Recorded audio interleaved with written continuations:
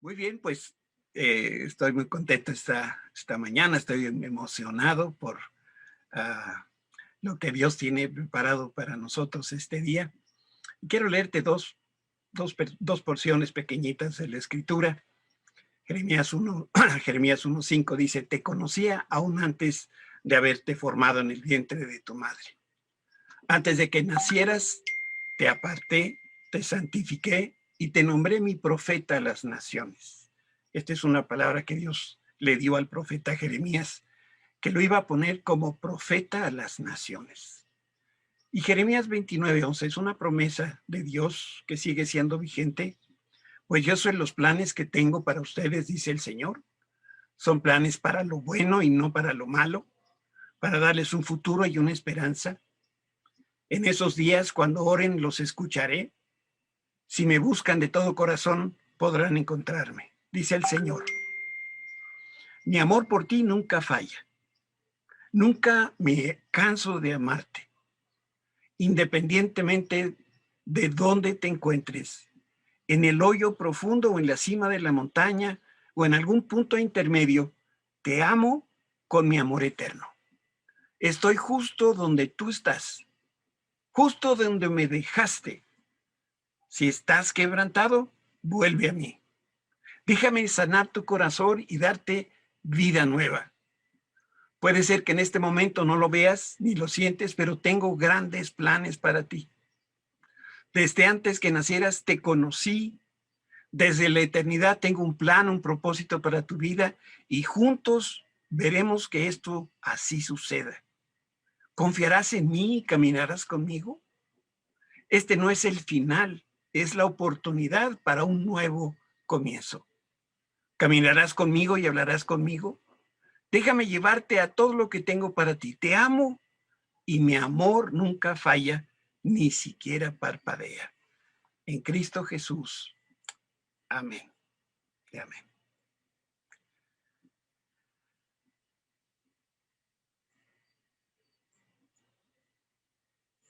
Voy a acomodar aquí.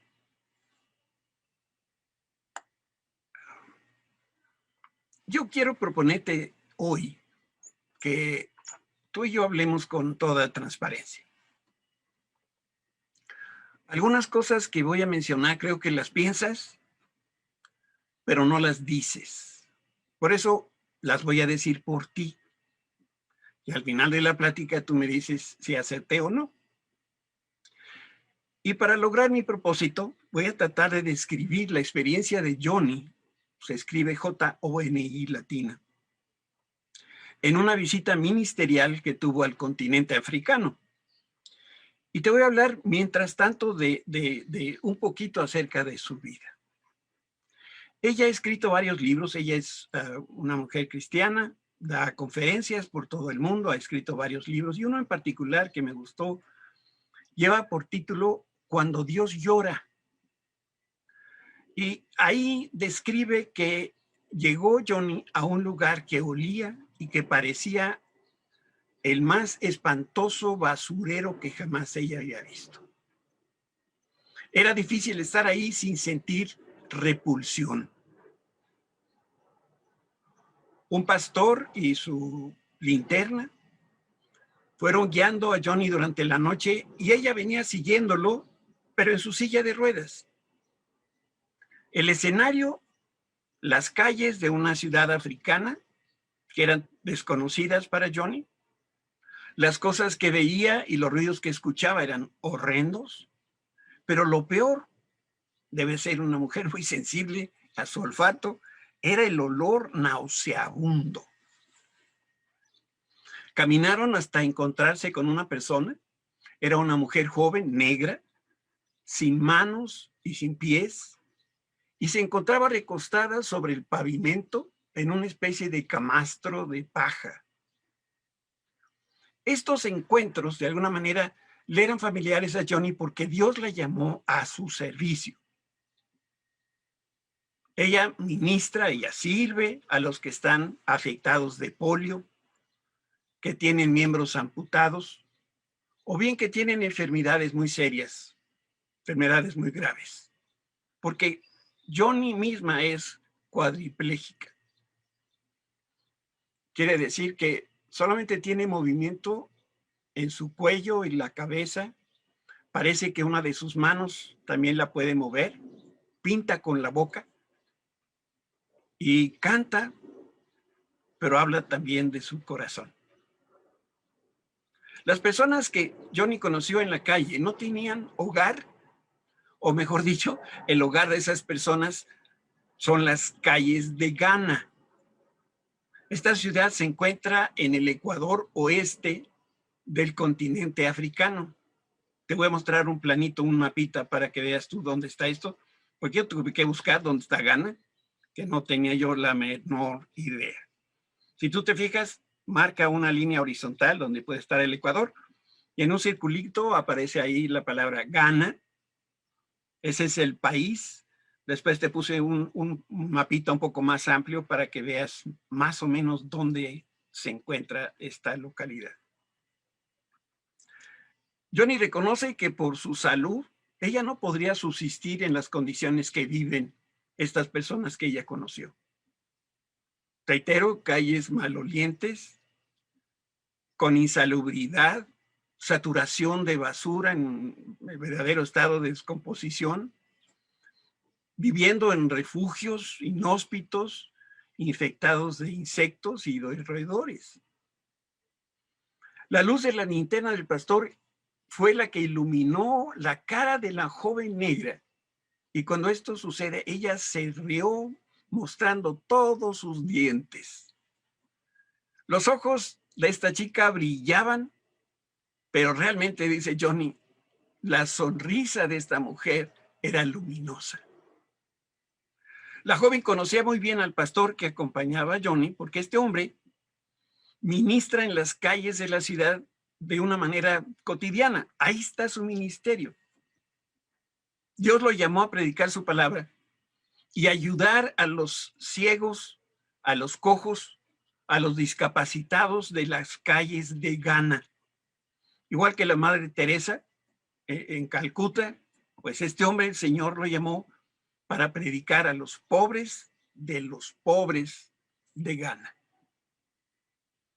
El pastor, con un acento británico, presentó a Johnny con la joven de color. El idioma no era problema porque la negrita hablaba algo de inglés. Y después vinieron a esas presentaciones formales con los demás miembros de la iglesia de la calle. No se llama así la iglesia, pero en realidad este grupo de personas a los que Johnny fue a ministrar son una iglesia nada más que está en la calle. Y de verdad yo digo, gracias a Dios por personas como este pastor, que tienen un corazón enorme y generoso para estar y ministrar a los más necesitados de la tierra. Johnny estaba de visita en África para poder ofrendar algunas sillas de ruedas. Sin embargo, saltaba luego a la vista que ni todas las sillas de ruedas del mundo alcanzarían para cubrir tantas carencias y necesidades de esta gente que vive en las calles de Ghana. Comenta Johnny que después de conocer a estas personas, ese fuerte hedor a descomposición milagrosamente empezó a convertirse en fragancia de vida nueva. Si tú alguna vez te has preguntado, es lo que dice la Escritura, que nosotros solemos rico. ¿Por qué? Porque Cristo vive dentro de nosotros. No importa la condición de afuera. Nosotros somos olor grato, agradable al Señor. Y la gente de la calle improvisó techos con cartón, con plásticos y con telas que habían rescatado de la basura. Y esto era lo que les cubría de manera pues muy incipiente de las clemencias del clima, del medio ambiente. Y era asombroso que tantos habitantes de esa zona de la ciudad estuvieran severamente afectados de su salud. Era como si un imán misterioso hacía que personas con ciertas cualidades o características se reunieran en ese punto. Me refiero a gente de edad avanzada, pero sin brazos o sin piernas, enfermos de polio, paralíticos, cojos, mutilados, ciegos, huérfanos y viudas. Esta era la iglesia de la calle. Además del sufrimiento y de las enfermedades, por supuesto que ninguno podía conseguir un trabajo digno, ni tampoco se podían sostener económicamente. Todos de una o de otra manera tenían que mendigar cada bocado que llevaban a su vida. Todo lo que comían venía como una dádiva de alguna persona. Después de conocer cómo viven algunas personas que están de verdad desamparadas, cualquiera pensaría que estarían amargadas y enojadas, pero justamente sucedía lo contrario. Nadie pensaría que las reuniones de la iglesia de la calle eran alegres y llenas de vida. Fíjate que cuando comenzaban a alabar al Señor, no todos aplaudían, pero lo que pasa es que no todos tenían manos ni pies. Por la misma razón, no todos danzaban al Señor, pero irradiaban tanto gozo que solamente de verlos daba envidia, dice Johnny. No sé si haya la expresión una envidia santa, pero eso era lo que Johnny comenta en su libro. La iglesia de la calle le dio una bienvenida a Johnny, que venía desde muy lejos de los Estados Unidos, con el único propósito de llevarles sillas de ruedas, muletas y Biblias. Ese día que conocieron a Johnny, pues hubo aplausos y gritos, y parte de lo asombroso era que había también testimonios de gratitud a Dios. Los niños con todo y polio, como podían, danzaban alegres a Dios. No les faltaba ritmo, solo que había un poquito de descoordinación por sus propias discapacidades físicas. Las exaltaciones de la gente durante la reunión fueron muy emotivas y también fueron muy significativas, porque ¿saben lo que ellos gritaban en sus alabanzas? Dios es bueno.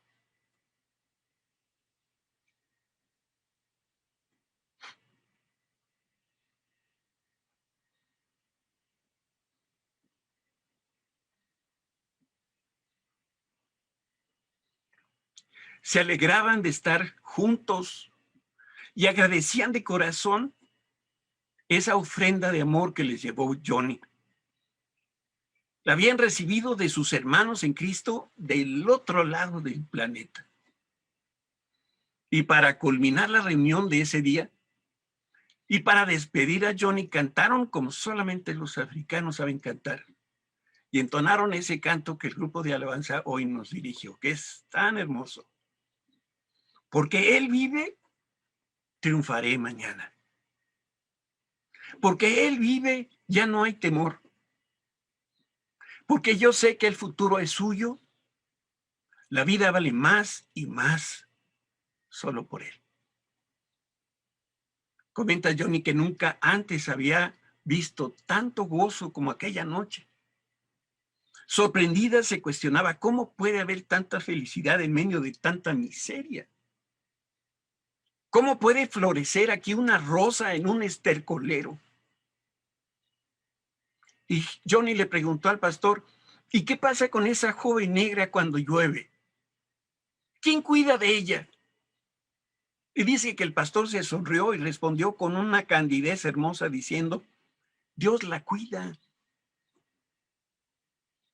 Yo quiero que imagines ese cuadro, pero no lo romantices, si así se dice, ni lo espiritualices. La gente literalmente no tiene un solo centavo en la bolsa. Mujeres jóvenes y viejas, sin manos y sin pies, sin camas donde dormir ni techos que les cubran. Personas que viven y duermen en concreto, en el asfalto de una ciudad apestosa del tercer mundo. Yo te hago una pregunta sincera. ¿Te parece que Dios está haciendo bien su trabajo en Ghana? Y ahora te pido que compares tu situación actual. Sí, esta de la pandemia. Pero no te compares con otros como tú. Compárate con estas personas de quienes estoy platicando. Y si se pudiera, cuenta todas las bendiciones que tú tienes y que yo tengo, y vamos a compararlas con los de esta joven negra de Ghana. No hay ninguna duda de que Dios nos ha bendecido y lo ha hecho en abundancia. Pero de cualquier manera, por eso te decía al principio que a lo mejor no lo verbalizamos, pero sí lo pensamos, nos sentimos muy infelices. Las cosas de nuestro lado del mundo, debemos reconocerlo, son diferentes. Tenemos más facilidades, tenemos comodidades. Por supuesto que en nuestro país hay pobreza, incluso pobreza extrema.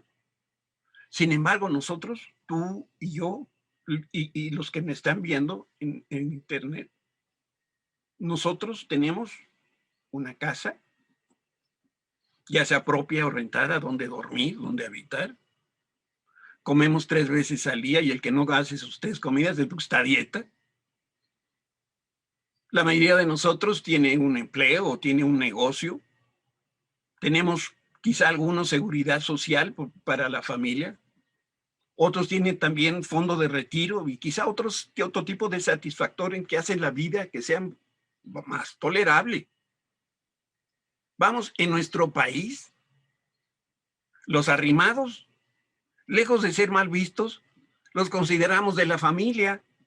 Y otra cosa que siempre me ha extrañado y me ha asombrado es que los que no tienen trabajo comen todos los días en nuestro país. Sin embargo, siempre queremos más. El que está soltero se quiere casar.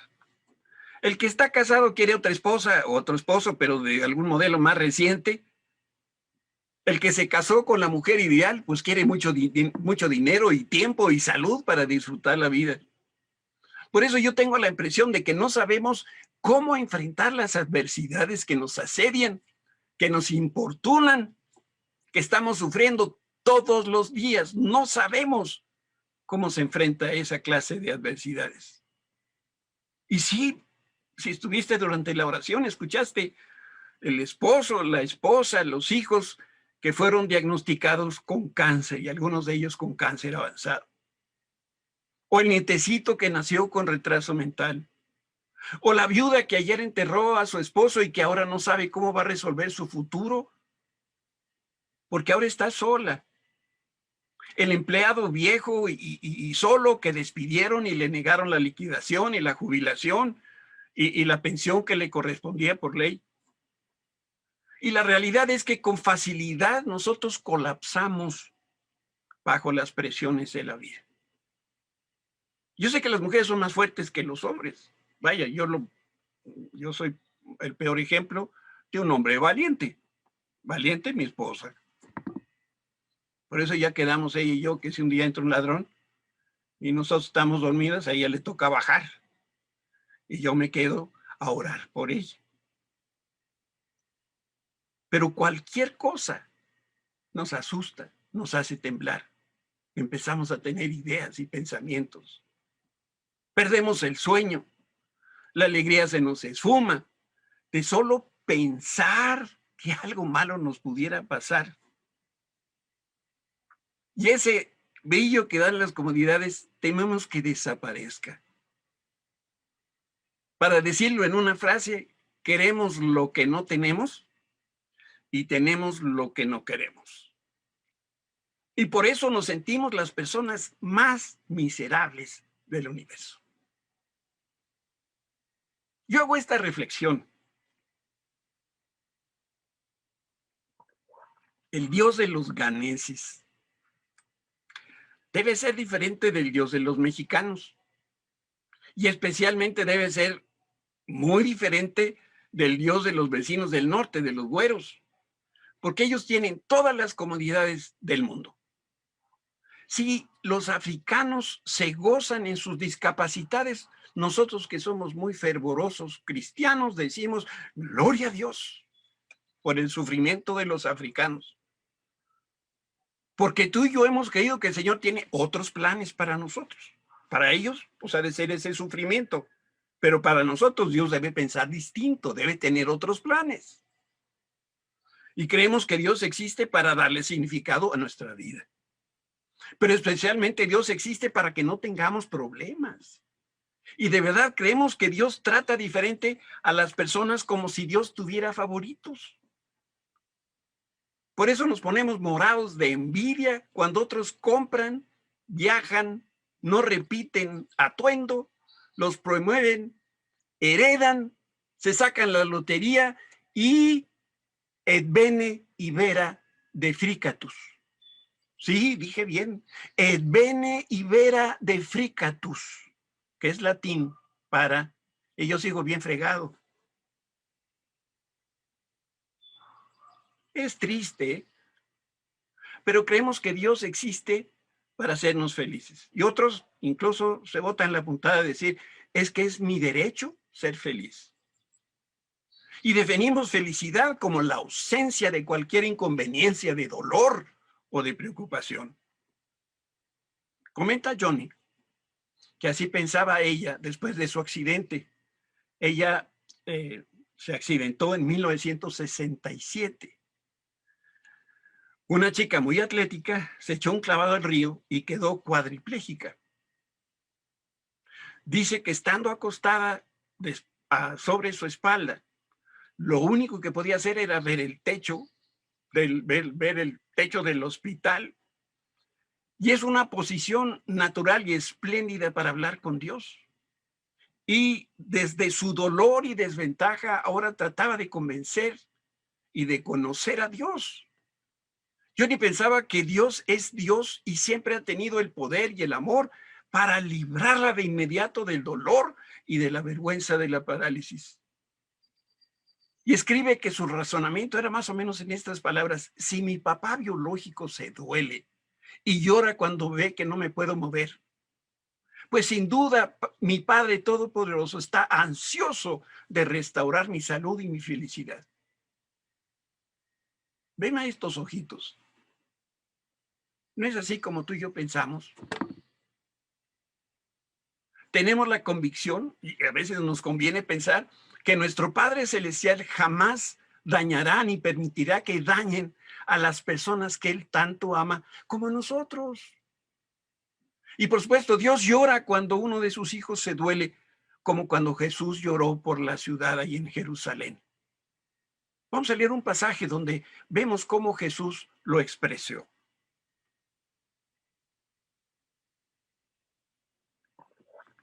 Ustedes, los que son padres, si sus hijos les piden un pescado, les dan una serpiente en su lugar. Otra de las traducciones dice, si le piden pan, les dan una piedra. O si les piden un huevo, les dan un escorpión. Claro que no. Así que si ustedes, gente pecadora, saben dar buenos regalos a sus hijos, ¿cuánto más su Padre Celestial dará el Espíritu Santo a quienes se lo pidan? Inmediatamente después de que Johnny salió del hospital, siendo jovencita, un grupo de amigos la llevaron a Washington, a la capital, y quería que ella fuera la primera persona que se entrevistara con una sierva de Dios que tiene un don de sanidad que se llamaba Catherine Kuhlman. Ella murió en 1976. En esos momentos la oración de Johnny era esta: Señor, estoy dispuesta a encontrarme contigo. Señor, si me quieres llevar a tu presencia, ahí voy. Pero tu palabra afirma, tu palabra declara que tú ya sanaste todas mis enfermedades. Eso estaba orando Becky hace un momentito por nosotros. Líbrame para siempre de esta silla de ruedas. Por favor, hazlo en mí, hazlo el día de hoy. Y sabes, siempre Dios responde a nuestra oración. Y Dios respondió a la oración de Johnny. Y Johnny no ha dejado su silla de ruedas por los últimos 54 años. Esa es la respuesta de Dios para Johnny. En su testimonio, Johnny comparte con sus lectores los pensamientos que cruzaron por su mente, por su corazón. Ella decía, Dios es bueno, Dios es amor. Él es todopoderoso. Además, cuando Jesús caminó aquí en la tierra, Él alivió el sufrimiento de los que le conocen. Todas las personas que se acercaron a Jesús buscando salud la recibieron. Sanó a una mujer enferma crónica de flujo de sangre. Y también sanó al sirviente del centurión. Y ella decía, si todo esto es cierto, y sí lo es, entonces, ¿por qué estoy encadenada a esta silla de ruedas? En esta última frase, cada uno de nosotros, estoy seguro, podemos incluir ahí la palabra, la preocupación, el sufrimiento que nos aqueja. Porque mi sobrinita de 5 años tiene cáncer. Porque mi esposa me abandonó. Porque la artritis que padece mi papá sigue avanzando y la medicina no le ayuda. ¿Por qué tuvo que morir mi hermano cuando tú dijiste que su enfermedad no era de muerte? ¿Por qué no encuentro a la persona que tú escogiste para que yo me case? ¿Por qué no tengo un ministerio que esté de acuerdo a los talentos y dones que tú me diste? ¿Por qué sigo enfermo si tengo fe que tú sanas, como has sanado a tantas personas? ¿Por qué no encuentro un trabajo con una buena remuneración donde yo pueda crecer profesionalmente? ¿Por qué estoy atorado? ¿Por qué me siento frustrado y cansado? Te ofrezco una respuesta a estas preguntas que muchas veces son casi imposibles de responder. Pero no estoy muy seguro si lo que quieres escuchar en realidad está en línea con la óptica de Dios. ¿Quieres saber lo que Dios piensa de nuestras aflicciones? ¿De verdad quieres? Déjame que te muestre este pasaje, 2 Corintios 12:9, pero léelo con mucho cuidado. Cada vez el Señor me dijo, mi gracia es todo lo que necesitas. Mi poder actúa mejor en la debilidad, así que ahora me alegra jactarme de mis debilidades, para que el poder de Cristo pueda actuar a través de mí. Es por esto que me deleito en mis debilidades y en los insultos, en privaciones, persecuciones y dificultades que sufro con Cristo. Y aquí en la última frase está la clave, pues cuando soy débil, entonces soy fuerte. Tú y yo podemos aprender mucho de los cristianos de Ghana, esos que viven en la calle. Para empezar, nos quejamos amargamente porque no tenemos zapatos de marca. Pero ellos no tienen pies donde calzar los zapatos. Estos huérfanos y discapacitados africanos darían la vida con tal de brincar y bailar y punto. Esto es todo lo que desean en la vida. Ellos han aprendido a confiar en Dios en medio de sus dificultades, en sus penurias y escasez.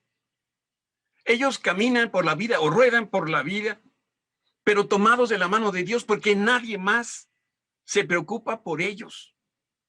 Y debo aclarar que no estoy haciendo exaltación del sufrimiento ni el dolor, ni de las personas que sufren.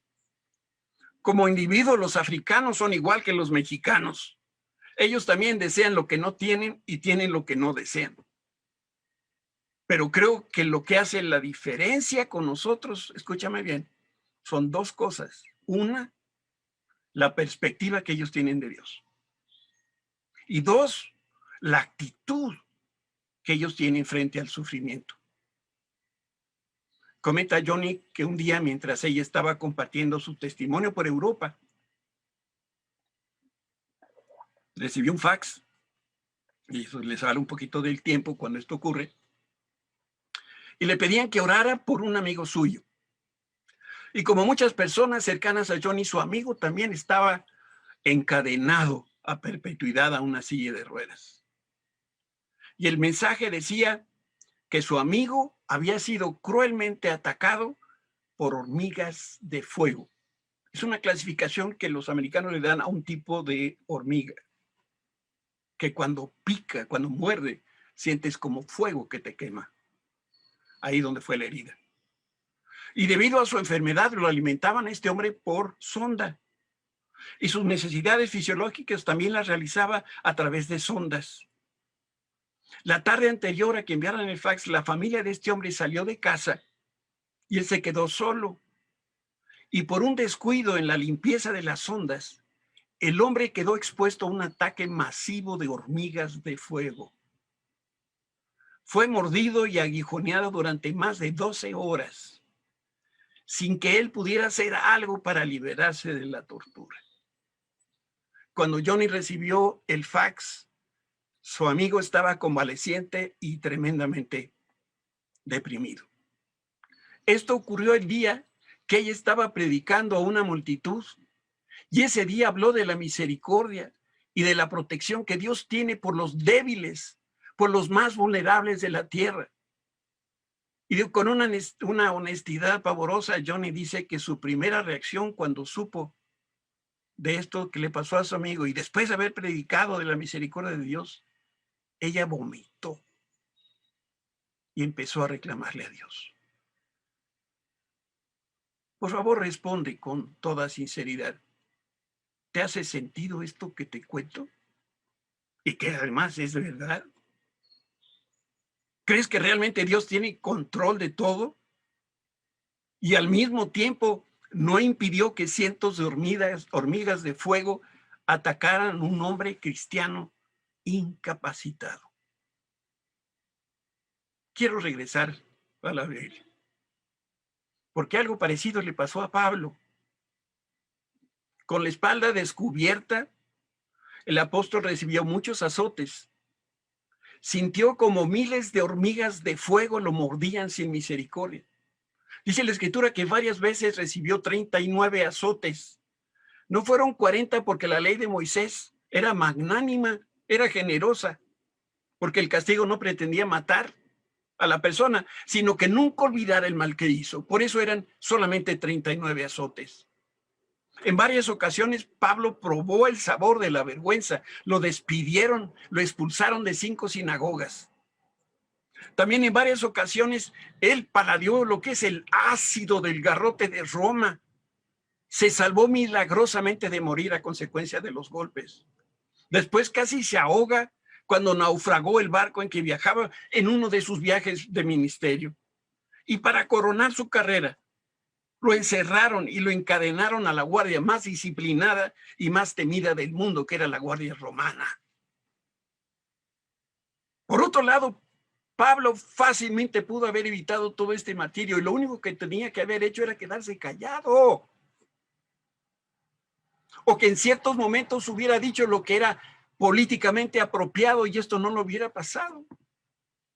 Pero, ¿sabes? Era imposible frenar a Pablo porque Jesús lo respaldaba, porque Jesús era su motivación y Jesús lo impulsaba a hablar de este Cristo crucificado y resucitado. Los griegos, los romanos y los judíos lo detestaban porque afirmaba que Jesús había resucitado después de haber estado 3 días sepultado.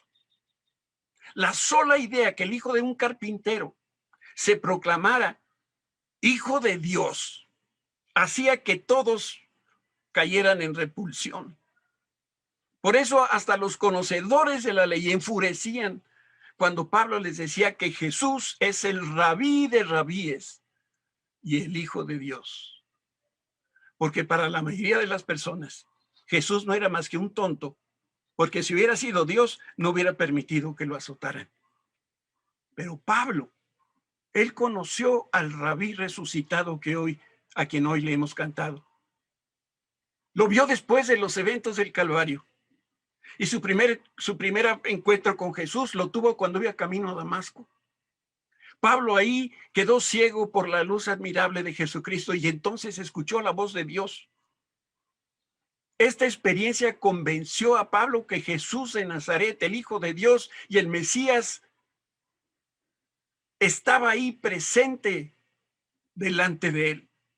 Y horas después, Cristo mismo resucitado se le apareció a otro hombre en Damasco y le pidió que entrevistara a Pablo y que lo bautizara. Quiero leerte lo que pasó en ese encuentro. Hechos 9:15.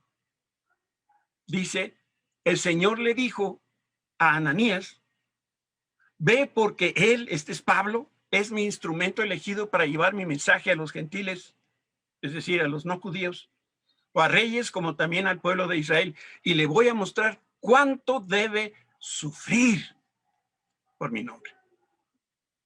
Esta profecía de Jesús fue verdad. Se cumplió en cada uno de los aspectos, y Pablo fue escogido por Dios para anunciar a Jesús a las naciones y a los reyes. Alcanzó a más personas que todos los discípulos juntos. Sin embargo, y debo subrayarlo, sufrió intensamente durante su ministerio. Admiramos mucho a Pablo. Hasta lo citamos, ¿no? Con frecuencia. Quisiéramos ser como Pablo, hablar con ese mismo denuedo, con tener como el valor de Pablo para defender a Cristo con pasión. Quisiéramos tener un corazón y una mente como la que tuvo el apóstol, que imitó a Jesús en todo.